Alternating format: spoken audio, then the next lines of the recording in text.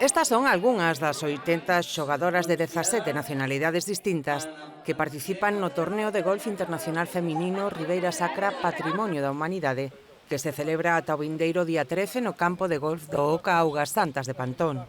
De poñer en valor o deporte feminino, ante todo, porque non é algo que veña para que sea pasaxeiro, ni unha moda, como se adoita dicir, sino algo que veo para quedarse, por o cal as institucións levamos apostando e debemos apostar no futuro con claridade e non ca boca pequena, e ademais tamén por poñer en valor un elemento tan importante, tan de moda, que eso sí que é verdade, como é a Ribeira Sacra, non? Unha nova ocasión para mostrar o apoio á candidatura da Ribeira Sacra como Patrimonio da Humanidade.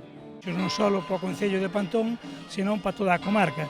Tu tens que pensar que hai moitas nacionalidades, moitas televisións e moitas cousas que van salir nos seus países.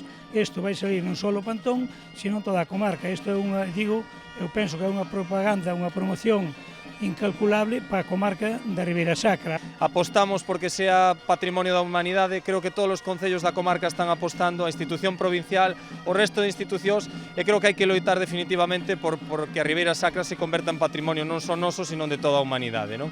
Se lo xuntamos ca gastronomía, ca paisaxe que temos, pois desde logo ten todos os alicientes e todos os ingredientes para ser un torneo internacional de referencia na nosa provincia. O acto inaugural tivo un carácter solidario. Toda a recadación destinouse á Asociación Ruliños Terra de Lemos, que traballa con persoas con necesidades especiais.